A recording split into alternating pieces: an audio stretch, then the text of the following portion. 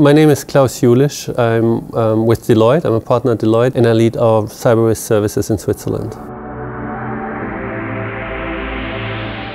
Why are we interested? Two reasons at least. The first one being that as a major player in the area of cybersecurity, and we're the largest professional services provider in this space, the topic is clearly dear to ourselves and we take a strong interest in improving the state of cybersecurity in Switzerland but also globally. So it's the topic that brings us here. Secondly, it's the cause, right?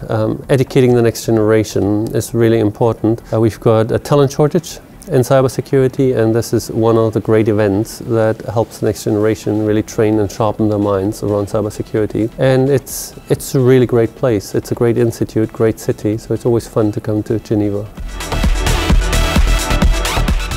It's a huge societal problem, and I discussed it earlier in my presentation. We're becoming more and more of a digital society. It's interesting to see the evolution. Back in the days of the mainframes, people doubted why anybody would want to have a computer at home, and they were wrong. People want to have computers at home. Maybe 20 years ago, people would have doubted why anybody would want to hang computers on their bodies and carry them around all the time. These days, we all have computers, right? We have got our mobile phones, we've got our watches, car keys, run very sophisticated protocols to authenticate and open cars. We have wearables, IT wearables with us, and this trend is just continuing. So it becomes more and more of a societal problem. Our progress as a digital society depends on our ability to get a handle on cybersecurity and prevent something severely going wrong. I think the biggest misconception, the biggest risk is pretending that digital was just IT. We said this so many times and it's qualitatively correct, right? I mean, cloud computing, when it started to happen 10 years ago, was just another iteration of what we had called utility computing, grid computing, and then the industry said, let's call it cloud computing. And it was like, oh my God, what a big buzz, right? And today, everybody's doing it. The most conservative organizations are doing it. They all want to do more of it. So it's very transformative. Any new startup is starting in the cloud. You wouldn't start by buying servers, you would start by signing a contract with one of the big cloud providers and get the IT. So there's this risk of being too cynical and being too much, oh, it's just IT, oh, it's just automation. Yes, it is, but it is to a degree of intensity and pervasiveness that just changes the quality of the thing. And that's what we're dealing with, right? And that's the biggest risk, to ignore that this is changing the quality because it becomes so big, so ubiquitous and important.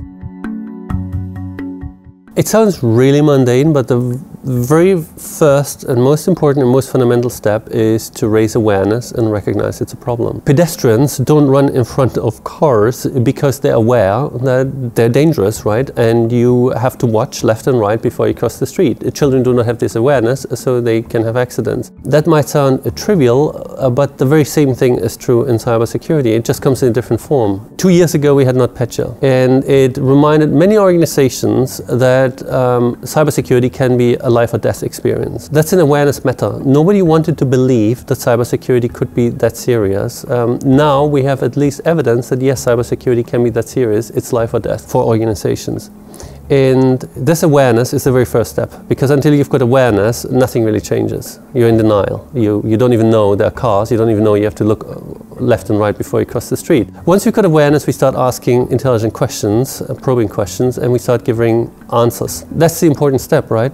So if you ask the question, what do I have to do in order not to become victim of a NotPetya-like attack, you will find that actually very simple precautions they can take get you a long way. It's not all about technology, not all about fancy and high-tech and sophistication. It's really just thinking it through, asking the right questions and giving answers to it and executing against it. And if we do this more systematically, being aware, asking the questions and giving intelligent answers and acting on those answers, I think we're going to be a whole lot better off.